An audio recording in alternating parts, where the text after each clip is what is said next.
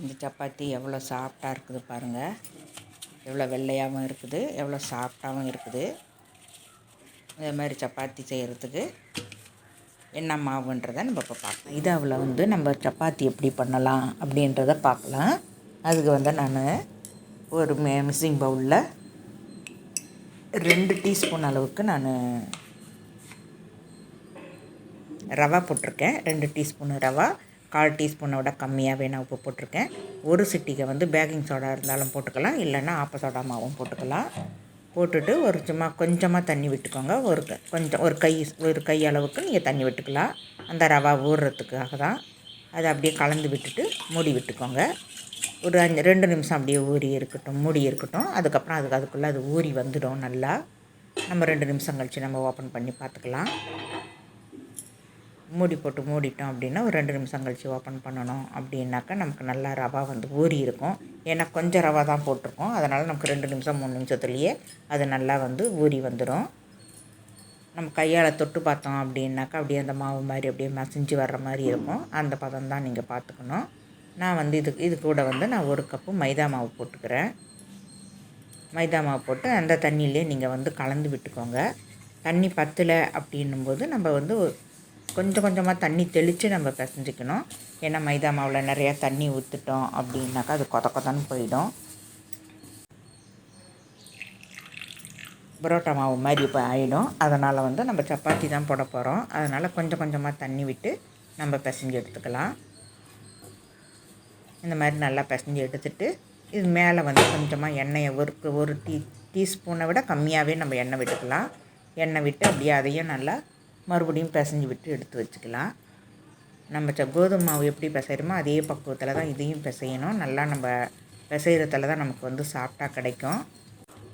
கொஞ்சமாக எண்ணெய் விட்டுக்கோங்க, நிறையா வேண்டாம். எண்ணெய் விட்டு நமக்கு காயாகவும் இருக்கும், நமக்கு மாவுலேயும் எண்ணெய் கலந்த மாதிரியும் இருக்கும். நான் ஃபஸ்ட்டு மாவில் நான் எண்ணெய் விடலை, அதனால் இப்போ நான் போட்டு மறுபடியும் பிசைஞ்சு இந்த மாதிரி பால் பண்ணி வச்சுருக்கேன். அந்த பால் பண்ணி வச்சுட்டு நம்ம மூடி வச்சுக்கலாம். இந்த பக்கம் உருளைக்கிழங்கு மசாலா நான் பண்ணுறேன் இன்றைக்கி சப்பாத்திக்கு. பூரிக்கு பண்ணுற மசால் தான், பூரி கிழங்குன்னு சொல்லுவோம் பார்த்திங்களா, அந்த மசால் தான் நான் பண்ண போகிறேன். அதில் நான் கடுகு கடலை பருப்பெல்லாம் நான் போடலை. வெறும் பட்டை, ஒரு சின்னதாக ஒரு பட்டை, 2 கிராம்பு, 2 வெங்காயம் நான் நடுவில் கீறி போட்டிருக்கேன். 2 பச்சை மிளகாயை கீறி போட்டிருக்கேன். இந்த கருவேப்பிலை நான் கழுவி காய வச்சு எடுத்து வச்சுருக்கேன். சமயத்தில் கருவேப்பிலை கிடைக்காது, அதனால் கழுவி காய வச்சுருக்கேன். நான் காய வச்சு எடுத்து வச்சுருக்கேன். அந்த கருவேப்பிலை தான் போட்டிருக்கேன். ஒரு துண்டு இஞ்சி நம்ம நீல வாக்கில் நைஸாக கட் பண்ணிக்கோங்க.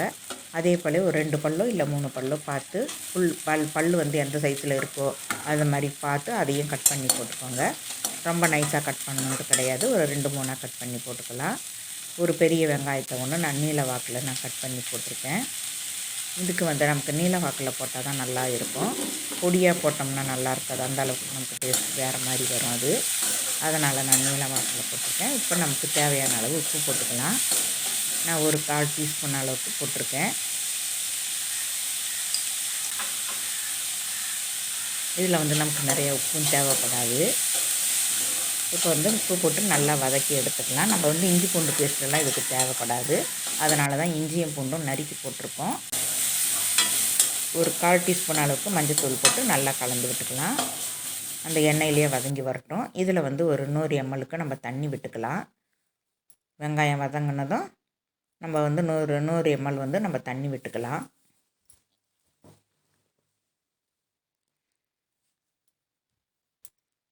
ml தண்ணி விட்டுட்டு அது நல்லா வெங்காயம் நல்லா வெந்து வரட்டும். ஏன்னா இப்போவே நம்ம நிறையா தண்ணி விட தேவையில்லை.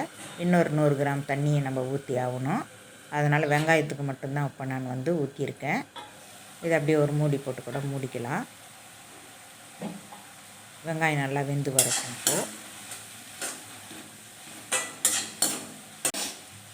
இப்போ ஓப்பன் பண்ணி பார்த்தோம் அப்படின்னா நல்லா வெந்துடுச்சு பாருங்கள் வெங்காயம்.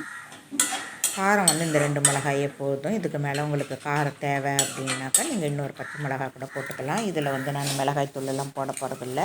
இன்னொரு 100 கிராம் எண்ணெய் தண்ணியை விட்டுருக்கேன். மொத்தம் 200 கிராம் 200 மில்லி தான் நான் தண்ணி விட்டுருக்கேன். 200 மில்லி, ஒரு கப் அளவுக்கு தான் தண்ணி விட்டுருக்கேன். இதில் அந்த தண்ணியே போதும். இதுக்கு மேலே நம்ம தண்ணி விட தேவையில்லை. வந்து ஒரு உருளைக்கிழங்கை வந்து நான் அவிச்சிட்டு நான் மசித்து எடுத்து வச்சுருக்கேன்.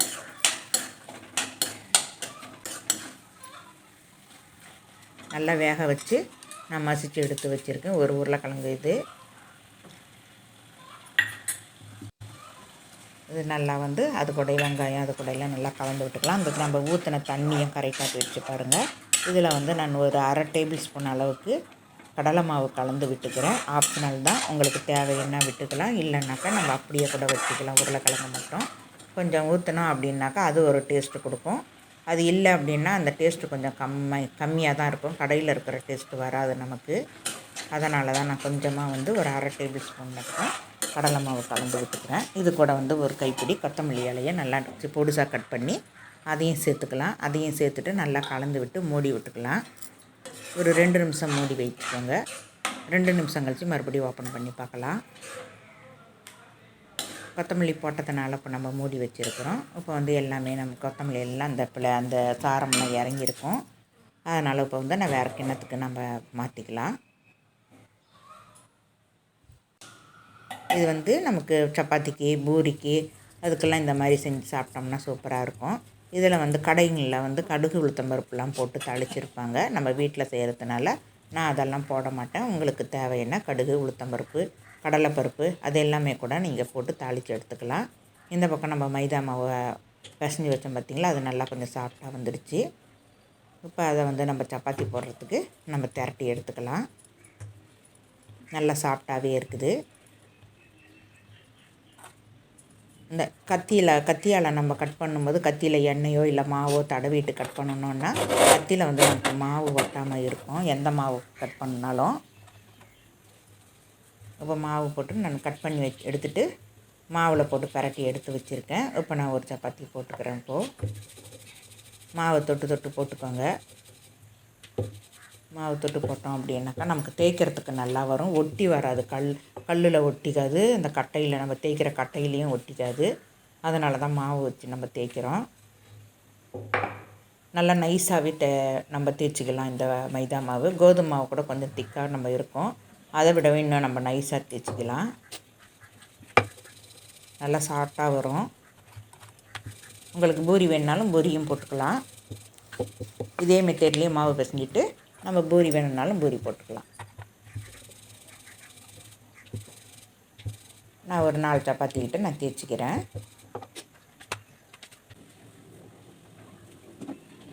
நம்ம தேய்ச்சி வச்சிட்டோம் அப்படின்னா கல்லில் போட்டு டக்குன்னு எடுத்துடலாம். நம்ம வந்து கோதுமை மாவுன்னா கொஞ்சம் நின்று வந்து நமக்கு வெந்து வரும். இது வந்து டக்குன்னு வெந்துடும். அதனால் நான் 4 சப்பாத்தியும் ஒன்றாவே தேய்ச்சிட்டு இப்போ வந்து நம்ம கல்லில் போட்டுக்கலாம். கல் நல்லா சூடாக இருக்குது. போட்டுட்டு உங்களுக்கு நெய்யாக இருந்தாலும் எண்ணெயாக இருந்தாலும் நம்ம ஊற்றிக்கலாம். ஊற்றிட்டு நல்லா பெரட்டி போட்டு எடுங்க. நல்லா சாஃப்டாக இருக்கும் அப்படியே சாப்பிட்றதுக்கு. கோதுமை சப்பாத்தியை விட இந்த சப்பாத்தி இன்னும் நல்லா சாஃப்டாகவே இருக்கும். நான் எண்ணெய் தான் விட்டுருக்கேன். எப்படி இருக்குது பாருங்கள் சப்பாத்தி. சாப்பிட்றதுக்கும் அவ்வளோ டேஸ்ட்டாக இருக்கும். ஏன்னா நம்ம பூரி கிழங்கு வச்சுருக்கோம் மைதா மாவு, அதனால் வந்து நான் பூரி கிழங்கு வச்சுருக்கேன். பாருங்கள் எவ்வளோ சாஃப்டாக இருக்குன்னு, அப்படி பஞ்சு மாதிரி இருக்கும், நல்ல சாஃப்டாக இருக்கும். நீங்களும் ஒரு வாட்டி செஞ்சு பாருங்கள், எப்படி வந்ததுன்றதையும் கமெண்ட் பாக்ஸில் சொல்லுங்கள். இன்றைக்கி வந்து நான் பூரி கிழங்கு வச்சு சப்பாத்தி மைதா மாவு சப்பாத்தி போட்டு சாப்பிட்றேன். வாங்க சாப்பிட்லாம். தேங்க்யூ.